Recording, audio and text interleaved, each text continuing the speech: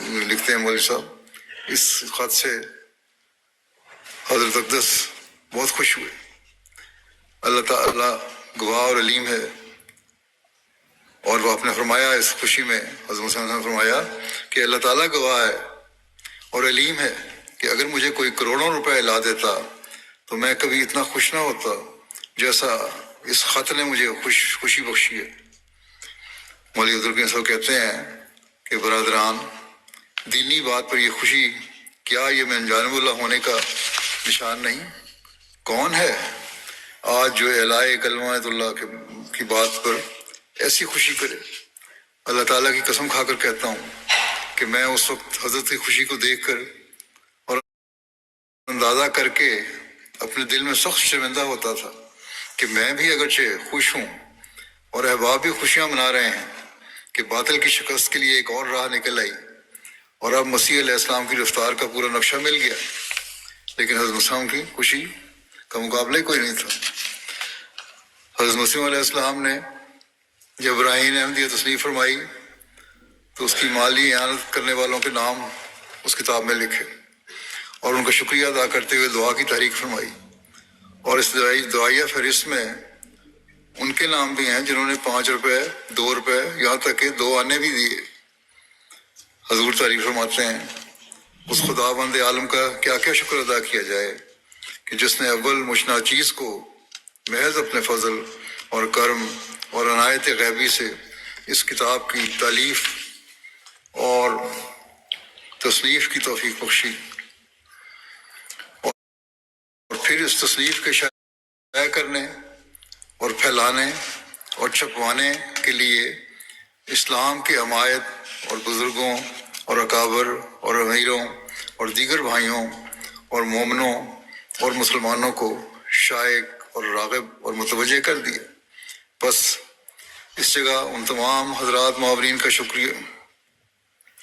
کرنا بھی واجبات سے ہے کہ جن کی کریمانہ توجہات سے میرے مقاصد دینی ضائع ہونے سے سلامت رہے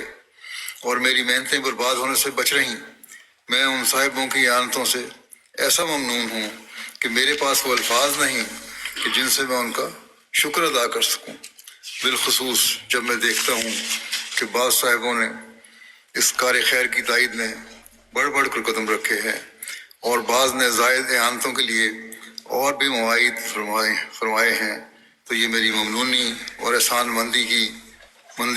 بھی زیادہ ہو جاتی ہے. ہو جاتی ہے. پھر آپ نے ان کے اعانت کرنے والوں کے نام بھی لکھے ہیں جنہوں نے مدد فرمائی تھی،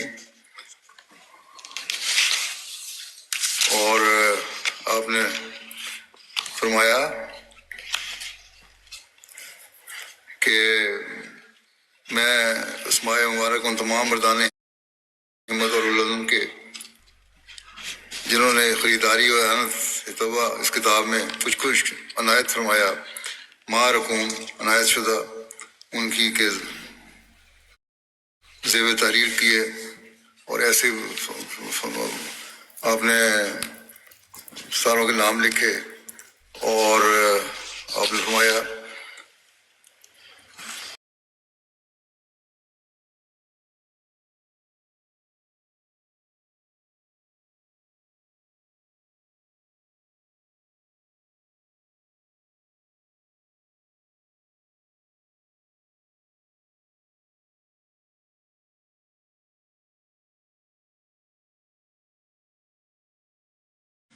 کہ اس کتاب کا باقی رہے ہر یک مستفیض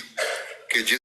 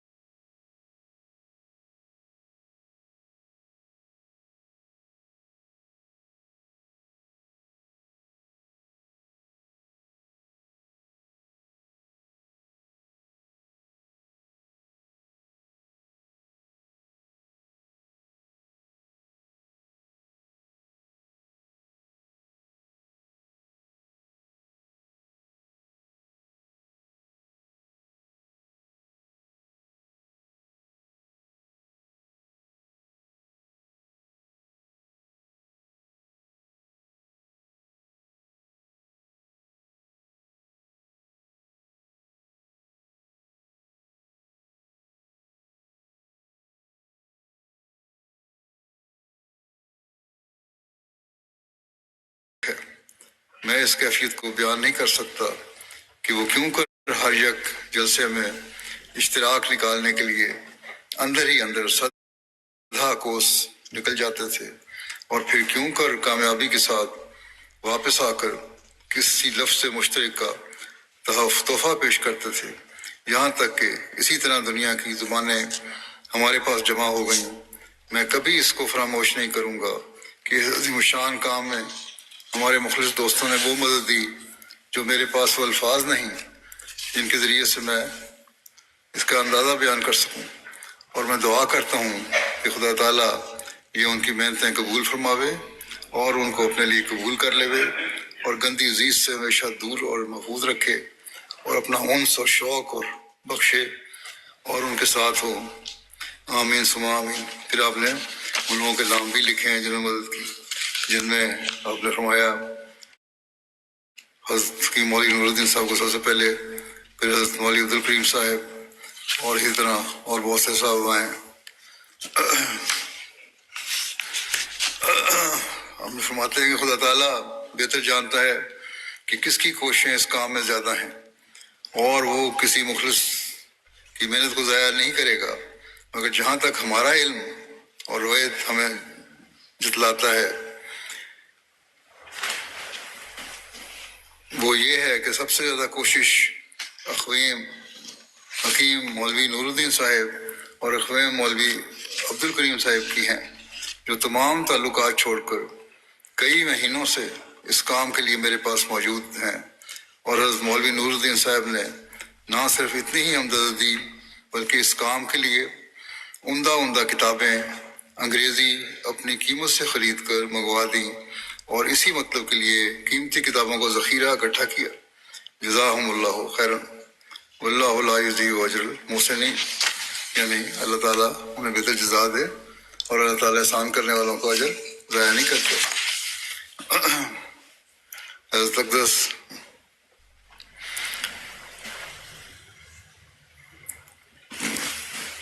میاں منظور محمد صاحب کا ذکر کرتے ہوئے فرماتے ہیں، بطور شکر احسان باری تعالیٰ کے بطور شکر احسان باری تعالیٰ کے اس بات کا ذکر کرنا واجبات سے ہے کہ میرے اہم کام تحریر تالیفات میں خدا تعالیٰ کے فضل سے مجھے ایک عمدہ اور قابل قدر مخلص دیا ہے، یعنی عزیزی میاں منظور محمد کاپی نویس، جو نہایت خوش خط ہے، جو نہ دنیا کے لیے بلکہ محض دین کی محبت سے کام کرتا ہے اور اپنے وطن سے ہجرت کر کے اسی جگہ قادیان میں اقامت اختیار کی ہے، اور یہ خدا تعالیٰ کی بڑی عنایت ہے کہ وہ میری مرضی کے موافق ایسا مخلص سرگرم مجھے میسر آیا ہے کہ میں ہر ایک وقت دن کو یا رات کو کاپی نویسی کی خدمت اس سے لیتا ہوں، اور وہ پوری جاں فشانی سے خدا تعالیٰ کی رضا مندی کے لیے اس خدمت کو انجام دیتا ہے۔ یہی سبب ہے کہ اس روحانی جنگ کے وقت میں میری طرف سے دشمنوں کو شکست دینے والے رسالوں کے ذریعے سے تاڑ مخالفوں پر فائر ہو رہے ہیں، اور در حقیقت ایسے معید اسباب میسر کر دینا یہ بھی خدا تعالیٰ کا ایک نشان ہے۔ جس طرف سے دیکھا جائے تمام نیک اسباب میرے لیے میسر کیے گئے ہیں، اور تحریر میں مجھے وہ طاقت دی گئی کہ گویا میں نہیں بلکہ فرشتے لکھتے ہیں، وہ بظاہر میری ہی ہاتھ سے۔ کوئی موقع نہیں آپ ہاتھ سے نہیں جانے دیتے تھے، وہ اپنے ساتھیوں کو ذرا سا بھی کام کرنے والوں کو شکر نہ ادا کرتے ہوں، اور اپنی ساری محنت کا کو بھی آپ جو ہے اپنے ساتھیوں پر کی تعریف کر رہے ہیں، انہوں نے میری مدد کی اور یہ کام میرے لیے آسان ہو گئے۔ حضرت شیخ یعقوب علی سرفانی بیان کرتے ہیں کہ خدام کے چھوٹے چھوٹے کام کی ہمیشہ قدر فرماتے اور ان کی دلجوئی فرماتے، ان کی محنت سے زیادہ دیتے۔ جن ایام میں کوئی کتاب یا رسالہ جلدی اور ضروری چھاپنا اور شائع کرنا مقصود ہوتا اور راتوں کو کام ہوا کرتا تھا، تو جو لوگ حضور کے ساتھ عملہ پریس یہ کام کرتے ان کے لیے دودھ اور دوسری چیزیں خاص توجہ سے مہیا فرماتے اور معمول سے زیادہ اجرتیں دیتے، اور بائیں ان کی کارگزاری پر نہ صرف خوشی بلکہ شکریہ کا اظہار فرماتے ہیں۔ حضرت مسلم موعود رضی اللہ عنہ لکھتے ہیں کہ انبیاء کا دل بڑا شکر گزار ہوتا ہے، ایک معمولی سے معمولی بات پر بھی بڑا احسان محسوس کرتے ہیں۔ اور فرماتے ہیں میں نے دیکھا ہے کہ حضرت مسیح علیہ السلام کی کتابیں جب دن رات چھپتیں تو باوجود اس کے کہ آپ کئی راتیں بالکل نہیں سوتے تھے، لیکن جب کوئی شخص رات کے وقت پروف لاتا تو اس کے آواز دینے پر خود اٹھ کر لینے کے لیے جاتے اور ساتھ یہ بھی کہتے جاتے کہ جزاک اللہ احسن الجزا۔ اس کو کتنی تکلیف ہوئی ہے، یہ لوگ کتنی تکلیف برداشت کرتے ہیں، خدا ان کو جزائے خیر دے، حالانکہ آپ خود ساری رات جاگتے رہتے تھے۔ آپ فرماتے ہیں کہ میں کئی بار آپ کو کام کرتے دیکھ کر سویا، حضرت مسلم موعود کہتے ہیں کئی بار میں آپ کو کام کرتے دیکھ کر سویا اور جب کہیں آنکھ کھلی تو کام ہی کرتے دیکھا، حتیٰ کہ صبح ہو گئی۔ دوسرے لوگ اگرچہ خدا کے لیے کام کرتے تھے لیکن آپ علیہ السلام ان کی تکلیف کو محسوس کرتے تھے۔ کیوں؟ اس لیے کہ انبیاء کے دل میں احسان کا بہت احساس ہوتا ہے۔ پھر ایک واقعہ حضرت مرزا بشیر احمد صاحب بیان کرتے ہیں کہ حافظ نبی بخش صاحب ساکن فیض اللہ چک نے بیان کیا مجھے، ایک دفعہ حضرت مسیح علیہ السلام اپنے باغ میں سیر کے لیے تشریف لے گئے۔ اس وقت حضور کے دست مبارک میں ایک بیت کا عصا تھا، ایک درخت پر پھل اتارنے کے لیے وہ عصا مارا گیا، مگر وہ عصا درخت میں ہی اٹک گیا، پھینکا دور سے وہیں اٹک گیا اور ایسی طرح پھنسا کہ اترنے میں نہیں آتا تھا، نیچے نہیں گر رہا تھا۔ صاحب نے ہر چند سوٹا اتارنے کی کوشش کی مگر کامیابی نہیں ہوئی۔ تو کہتے ہیں نبی بخش صاحب کہ میں نے عرض کیا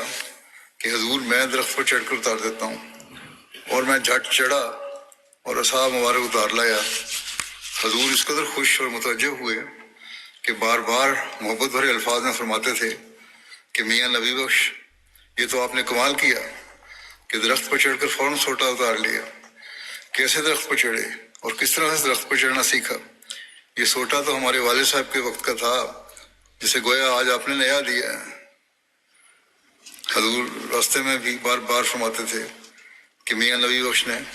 درخت پر چڑھ کر سوٹا اتارنے میں کمال کیا ہے۔ نیز حضور کی عادت میں داخل تھا کہ خواہ کوئی چھوٹا ہو یا بڑا کسی کو تو کے لفظ سے خطاب نہ کرتے تھے، حالانکہ میں چھوٹا بچہ تھا، مجھے کبھی حضور نے تو سے مخاطب نہ کیا تھا۔ حضرت مرزا بشیر احمد صاحب لکھتے ہیں کہ ڈاکٹر میر محمد اسماعیل صاحب نے مجھے بیان کیا کہ حضرت صاحب کے لیے جب کوئی شخص تحفہ لاتا تو آپ بہت شکر گزار ہوتے تھے اور گھر میں بھی اس کے اخلاص کے متعلق ذکر فرمایا کرتے تھے اور اظہار کیا کرتے تھے کہ فلاں شخص نے یہ چیز بھیجی ہے۔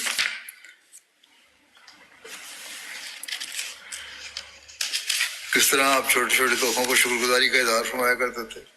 اس بارے میں حضرت مرزا بشیر احمد صاحب بیان کرتے ہیں کہ اہلیہ ڈاکٹر خلیفہ رشید الدین صاحب مرحوم نے بیان کیا اپنی تحریر میں لکھ کے، ایک دفعہ کا ذکر ہے کہ ڈاکٹر صاحب 3 ماہ کی رخصت لے کر آگرہ سے قادیان آئے۔ آگرہ میں خورمے بالوشاہی قسم کی مٹھائی ہے، وہ بہت عمدہ اور بڑی بڑی بنتے تھے،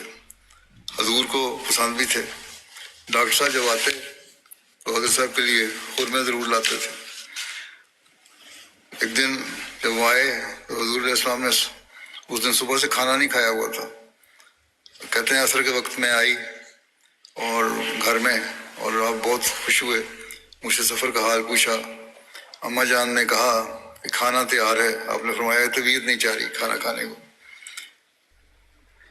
پھر حضرت اماں جان نے کہا کہ مراد خاتون یعنی یہی خاتون جو تھی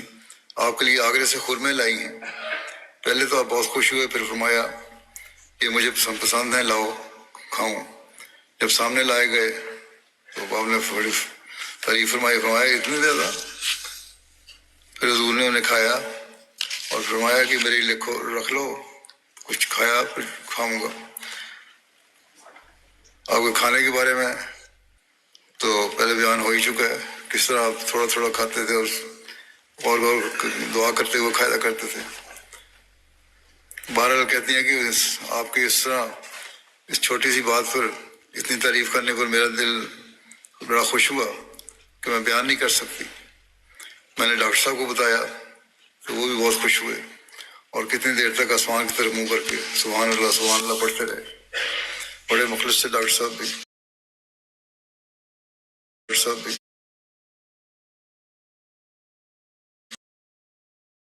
گرداسپور میں مولوی کرم دین آف بھین کی طرف سے مقدمہ دائر تھا. اس وقت روپے کی تنگی تھی، اخراجات بڑھ گئے تھے. اس وقت اللہ تعالیٰ کے ارشاد کے متحد بعض لوگوں کو تحریک کی گئی اور جنہیں تحقیق کی گئی ان میں سے ایک ڈاکٹر خلیفہ رشید الدین صاحب بھی تھے. اس موقع پر ان کے گھر میں جو کچھ تھا انہوں نے جمع کر کے سب بھجوا دیا اور لکھ دیا کہ آئندہ بھی جو آمدنی ہوگی وہ بھیجتا رہوں گا. چنانچہ تنخواہ اور پریکٹس سے جو کچھ انہیں ملتا اسے بھیج دیتے حضرت السلام کی خدمت میں. ایک دوست نے جو ان دنوں ان کے مہمان تھے سنایا کہ میں نے کہا کہ سب کچھ وہاں بھیج دیتے ہیں، اپنے لیے کچھ نہیں رکھتے؟ تو انہوں نے جواب دیا کہ ہاں اب وقت ہی ایسا ہی. اس وقت حضرت مسیح موعود علیہ السلام نے ان کو ایک چٹھی لکھی جو میں نے خود پڑھی ہے. ڈاکٹر صاحب نے فرمایا کہ وقت ہی ایسا کہ مسیح موعود کی خدمت کی جائے. تو بہرحال اس وقت ہم نے ایک چٹھی بھی ان کو لکھی اور حضرت مسلم موعود کہتے ہیں میں نے وہ چٹھی خود پڑھی ہوئی ہے اور اس میں آپ نے لکھا تھا کہ آپ نے قربانی کی حد کر دی ہے. ڈاکٹر خلیفہ رشید الدین کو حضرت مسلم صاحب لکھ رہے ہیں کہ آپ نے قربانی کی حد کر دی ہے، اب آپ کو چندہ دینے کی ضرورت نہیں، اتنی زیادہ قربانی کر رہے ہیں. حالانکہ آپ نے فرمایا ہے، حالانکہ فرماتے ہیں ایک جگہ، بلکہ یہی تلقین فرمایا کرتے تھے باقاعدہ چندہ دیا کرو. اور آپ نے فرمایا کہ جو 3 ماہ چندہ نہ دے جو جماعت میں نہیں رہ سکتا. تو یہ چٹھی دوسرے وقت کہتے ہیں اب بھی شاید خلیفہ صاحب مرحوم کے گھر میں ہو.